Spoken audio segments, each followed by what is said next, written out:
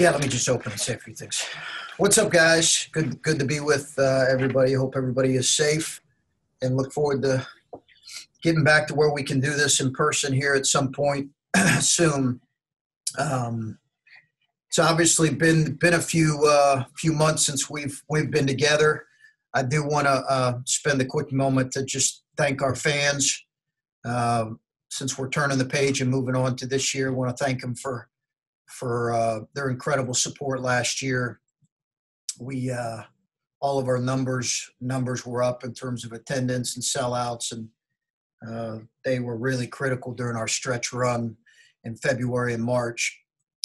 Also want to thank our medical personnel here. They've been unbelievable. Jim Borchers, as I'm sure you guys are aware of, following a football situation, has been unbelievable. Our trainer, Brad Watson's done a great job with us really since we've been here in mid-June.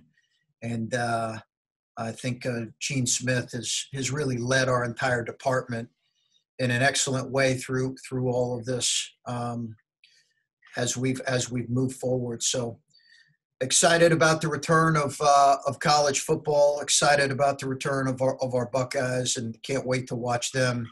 That was obviously a big moment for all of us a couple weeks ago.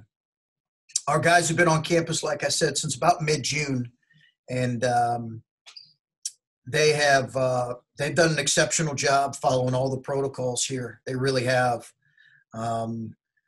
We have not had to be shut down. Our guys have been able to work out, albeit differently and not as in larger groups, but they've done an exceptional job following all the protocols. They really have. I've been really impressed with our leadership. I'll talk about more. I'm sure there'll be some questions about our guys. Of our 14 players, we haven't had a chance yet to have a full team healthy workout. We've still had at least 3 guys out in all of our workouts, and I can get to some specifics if you'd like. But really excited about coaching this group, and feel really good about our leadership with some of our older guys. But obviously, we need to get fully healthy, and we certainly have some questions that we need to continue to answer as a group.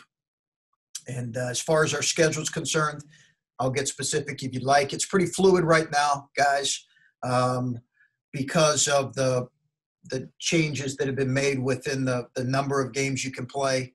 It's a really fluid situation. So I'll leave it at that and open it up for questions. Yeah, we'll start with Adam Jordan. Chris, thanks for doing this. Good to see you. I guess first off, you mentioned having 3 guys out, and I was going to ask about like Musa and Seth, but where are you from a health standpoint? How is everybody doing, and do you expect to have a full roster when you start practice here in about 2 weeks? Yeah. Good to see you, Adam. I think I'll take each guy's situation as it is. As far as Seth is concerned, he's made good progress following his most recent surgery, which I believe was in January. He's made good progress. But I think right now, while he's made progress, I think in terms of being ready to play actual games in late November, I certainly think that is in question whether he'll be ready for that. At this point, I'm not sure he will be ready, and I think he probably feels the same way. He's going to need more time than that, but we'll know more obviously in the coming weeks. Justice is cleared and has been doing regular full activities for a couple weeks. Musa has not been cleared yet, and I do think that his return could be potentially he's a little further along than Seth, but he's not been able to do workouts yet. We'll see as far as the start of practice. I think there's a possibility with him with the start of practice. You touched also on the schedule a little bit, and obviously it is a fluid thing, but can you discuss what's as you have to try to decide what to do with some of the games? I mean, the games that you're contractually, I guess, obligated to play is a pretty daunting schedule. What are you looking to do with the games you still have flexibility for, and what's sort of your philosophy as far as what the schedule is going to look like? Well, as you guys know, a typical year, you play 31 games. And, it used to be 8 to 10 of those were home games versus teams where you were kind of maybe playing some of your young guys. Maybe they were tough games, but smaller schools that you were bringing in here. We're losing most of those this year for a variety of reasons. So the schedule will look completely different. And on paper right now, it'll certainly measure up as the hardest in the history of our program, just given how unique the year is. I can only guarantee right now that even beyond they're still determining the exact number of Big Ten games. It's been set at 20, as you guys know, for 2 years now. And I think everybody knows we were in the best league in the country. Last year, all the measurables showed that. I would assume that it will be that and then some this coming year. So they're looking at 20 games. Could it be increased? It's possible. And if it is increased, and we'll know that soon, that'll change the rest of our schedule to some degree. It'll just change how we formulate the rest of our schedule. The ACC Big Ten Challenge, I would fully expect to play. We're on the road in that contest, and the our game versus North Carolina in the CBS Sports Classic is that will be played as well. I believe on the same date. Not sure about the same location. Beyond that, I couldn't give you really any more specifics, even including the South Dakota event. Okay, Patrick. Hey, Chris, Okay. talk to you. Hey, Patrick.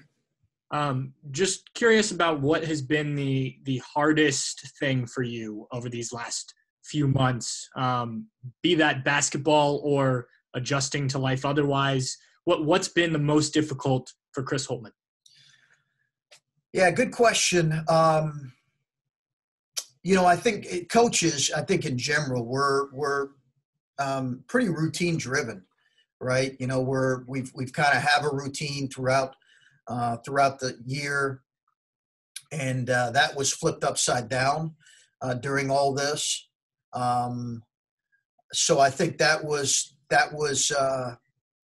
a challenge to kind of figure out how to best maximize your days, how to best do our jobs as effectively as we can do them in terms of recruiting. Probably the hardest thing in terms of my job was the feeling disconnected to our players. As much as we tried to do these types of Zooms, not being around our guys for those final few months was a real challenge. I think just personally, it's been hard, honestly, seeing how people have been, certainly at our university, affected economically. I think that's been a hard thing to see.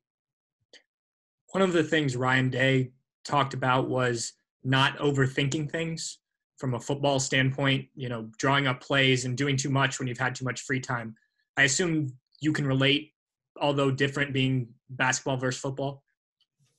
Yeah, absolutely. Yeah, you have all that downtime, and in reality, our time after the season was really busy. It was a different kind of busy. Instead of traveling and seeing some of the events that we were to see in April or going out recruiting, we were on the phone for 10 or 11 hours a day. So it was a different kind of busy. And then some of our slower periods, which typically happen around June, you can drive yourself crazy a little bit. I think we've all probably considered about 5 different offenses and defenses we're going to run this year. I think most coaches have done that with their downtime, and we'll see how beneficial it proves. Thank you. Okay, Bill Landis. Hey, Chris. Is the fact that Seth may not be available at the beginning of November any different from what you expected when you guys brought him in? Is that any kind of setback for him? And how does that change, I guess, maybe what you were hoping to do lineup-wise if he's not available? Yeah, I think it's an important question because I don't know that it's different than what our expectations were, given he's been out for 2 years. Um, it takes it's this particular surgery that he has. It does take varying degrees of recovery before guys feel completely comfortable returning to game action. And I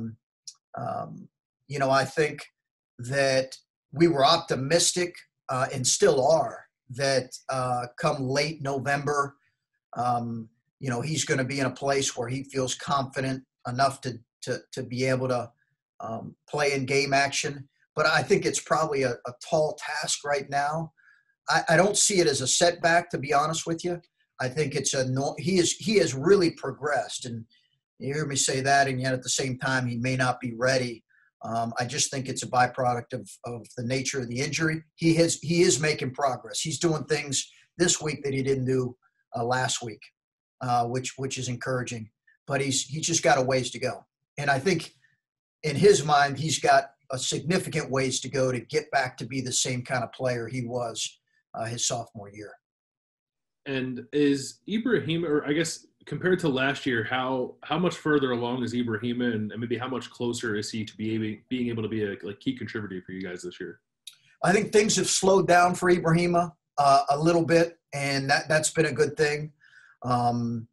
I think he's been able to pick up things better than last year. Now, granted, we've not done a whole lot of team stuff. We're 2 weeks away from practice, but he's in a little bit better shape than what he was.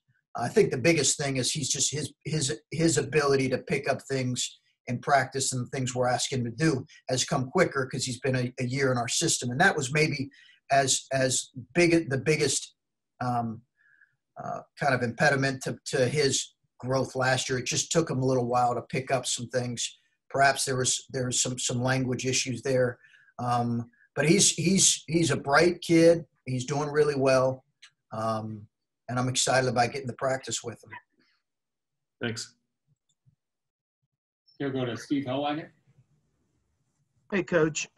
Curious about the two freshmen, Eugene and Zed, just how they've come in. Are you happy with what you've seen out of them the last, I guess it'd be 2.5 months or so that you've worked with them, or that your staff's been able to work with them? Just commitment, classwork, everything. Just what are you seeing with those guys? Yeah, they've been really good. They've been really good, Steve. They've been exceptional in the classroom. We knew they were good students to begin with. They've been working hard and have gotten better. They both have to get in better shape, Steve. They both have to get in much better shape, and they have to be able to kind of push through fatigue, normal freshman stuff, push through fatigue, and their work capacity has to continue to grow and increase. But both guys have done some really good things in our workouts so far. Zed has been, as we'd expected. He's physical. He's 6'8", 7'1" wingspan, about 255 pounds. And he's used a lot of that 255 pounds in our workouts. He's a strong kid. And Gene has shown ability to defensively, we think, be able to help us. He's got to continue to improve some of his offensive skills and shooting at this level. But really pleased with both guys, really pleased with them. I want to ask about the scheduling component. Just seems like so many moving pieces and parts, and for you to be this deep into this and don't know yet exactly how many Big Ten games you're going to play, and have the Atlantis thing and non-conference and whatever else, seems like some tough decisions are going to need to be made pretty quickly, and doesn't seem like there's a national commissioner of college basketball that's out there to kind of govern this whole process and reel in all these stray cats, so to speak. I don't know, just what is I assume the conference comes first and then you fit in whatever events, and otherwise you can fit in around it. But just seems like a real difficult process, and football bleeding into December with television's got to impact that as well, I bet. You're preaching to the choir here, Steve. I'm with you. Like, let's go. We've got to make some really important decisions. And you're right. I think understand a lot of those, the decisions with football have kind of delayed and totally understand it, but it's delayed the process a little bit. Dan Gavitt's done a great job at the NCAA in terms of putting some parameters in place overall for all NCAA teams, testing procedure or testing requirements, and then obviously the game requirements. But we are waiting, and we meet right now we're meeting twice a week as a coaching group. We meet Tuesday and Thursday mornings. And I'm also on a scheduling subcommittee with athletic directors in the Big Ten and a couple other coaches. So I'm saying the same thing on those calls that we really do need to finalize the number. I believe it to be 20. I expect that it could it's leaning in that direction. But if there's an increase, it just changes. I think everybody's concerned about overscheduling to some point right now. I think, again, everybody's going to play a really challenging schedule, but that's what you're dealing with is waiting on the final word from the Big Ten on how many games. Thanks. Okay, Tony. Just talking to Dwayne, you mentioned that he had to go through some maturity and realize that he can be more than just a scorer, and he's trying to be the guy that his coaches want him to be.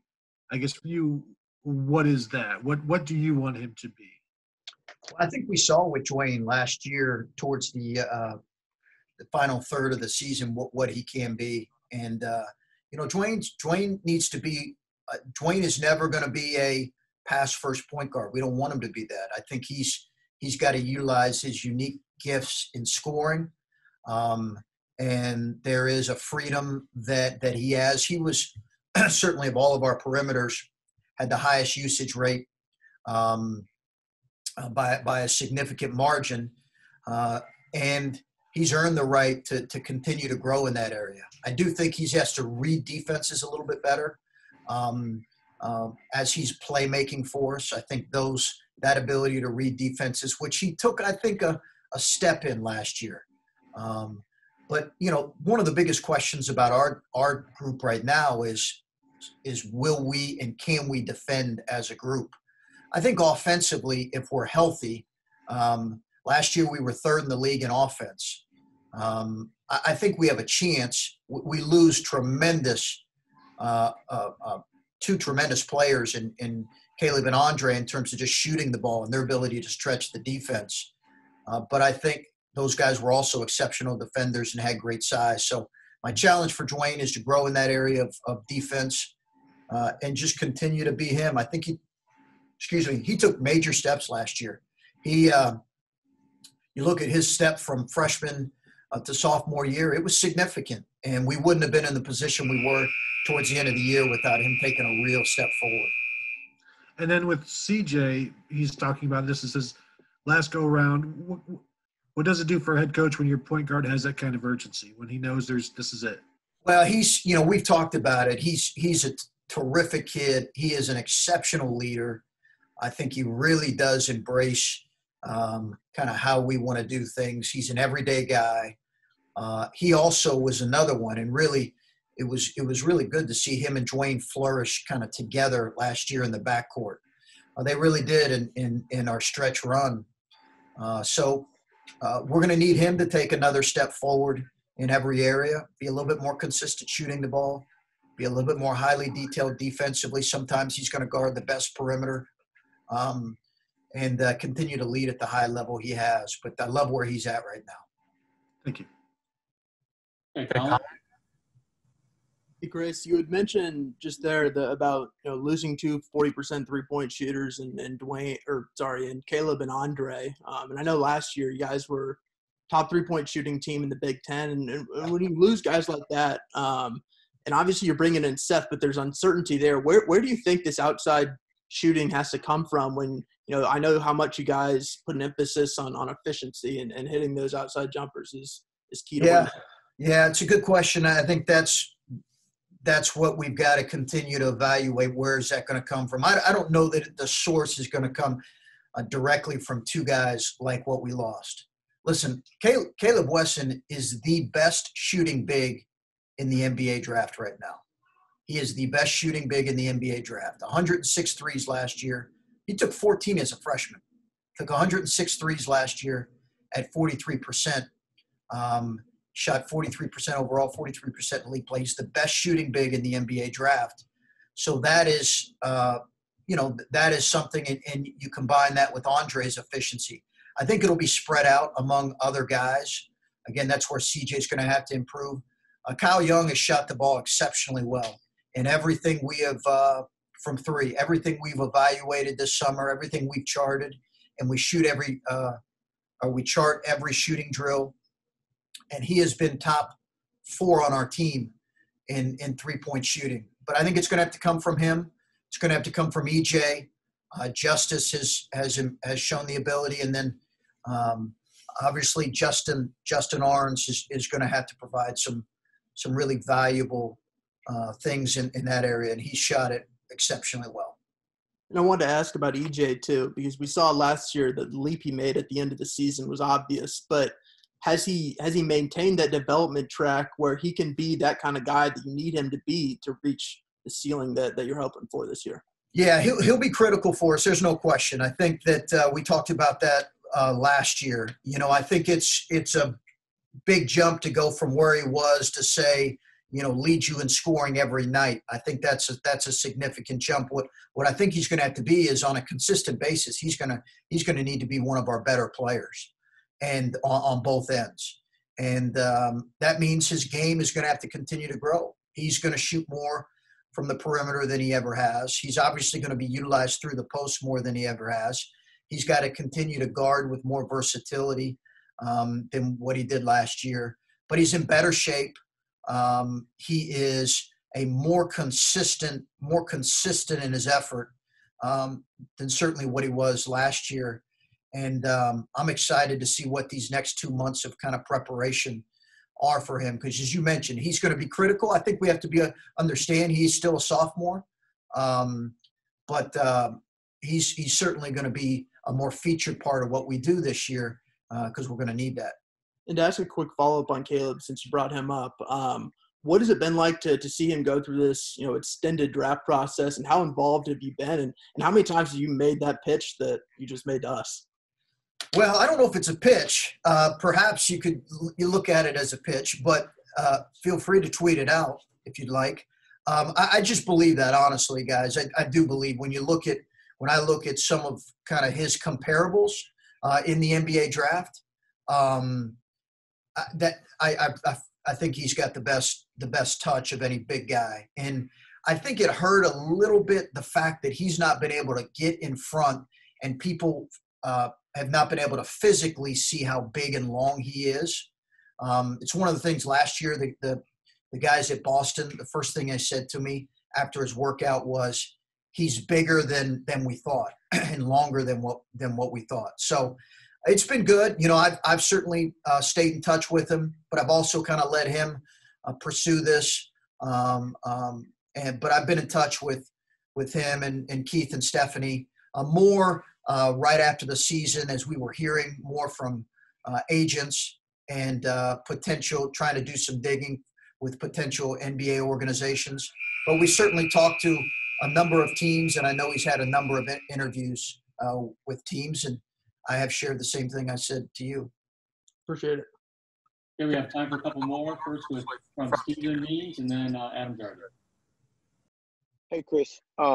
Just obviously when it all gets healthy and you get a full roster going, this roster just looks a lot different than the rosters you've had in the past year. I mean, there's a lot of guys here who are 6'6" to 6'9", and they're not necessarily post players. I asked Kyle this question. I'll ask you as well. Do you see that more as a benefit on the offensive end or the defensive end? Well, I think time will tell. It's a valid question, because I think how are we going to – we're certainly going to look differently. And to your point, when you look out on the floor, you don't see someone with quite Caleb's length and size and physicality outside of Ibrahima, but you do see a lot of guys between really 6'4" to 6'8". Seth is all of 6'8". So we have a lot of guys in those sizes. I think what it could allow us to be potentially is play a little bit differently offensively. I'm not saying we won't play through the post, because we will. We have guys that are really good in there. EJ's really good in there. Zed is really good in there. So we have some guys that are good in there, but I think it'll allow us to open the basket a little bit more offensively. Obviously, my concern is being able to impact 2-point field goal percentage, which we've always done really well defensively. That's probably my biggest concern, how it'll affect that end.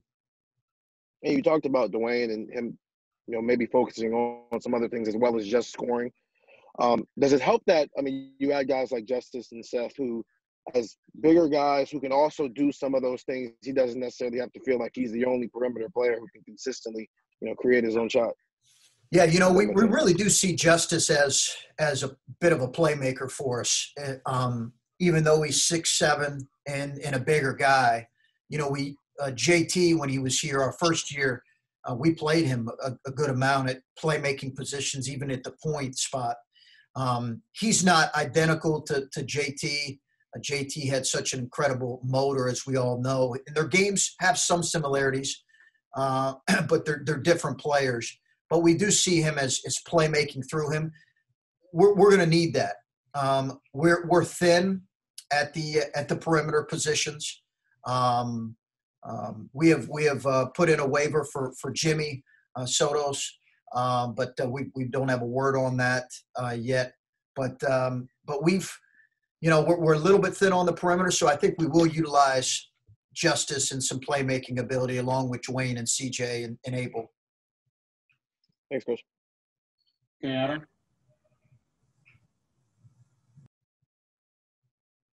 Sorry, had to get to the unmute button. Chris, do you think this team is mature enough to handle all the sacrifices that you're going to have to make to have a season and to play a season safely? Yes, I do. What gives you that confidence? Why do you feel that way? I've been incredibly impressed with their maturity these last 10 weeks. We had a really special deal the other day. We had a young man on our team getting a minor car accident. It was a rainy night a couple nights ago. It was, he was fine. He's healthy. He loves his car. That was the most frustrating thing for him. Fortunately, it wasn't his accident, or it wasn't his fault, but his car was banged up pretty good. He sends a group text to our, to his teammates, and within literally 5 minutes, one of our staff guys sent me a picture. The entire team was there, and kind of just there in support because it was right around campus, right, basically on campus. So I think we've got a group that is mature, that cares about each other, and that's a good place to start. Again, we've got a lot of questions we've got to answer, but I do feel pretty confident, Adam, in seeing them operate.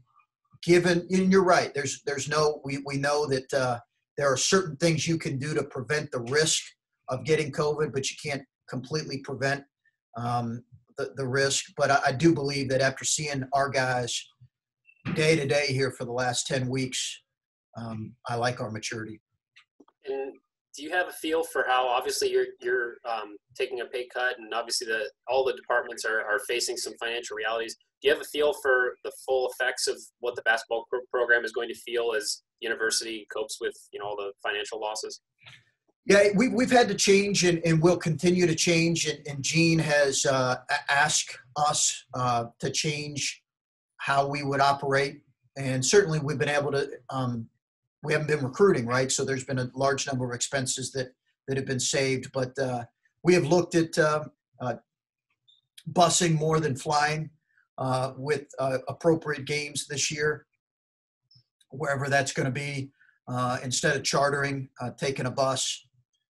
And we've looked at, some more kind of day-to-day operations in a cost-cutting way. That's what's been asked of us, and we've certainly been willing to do it.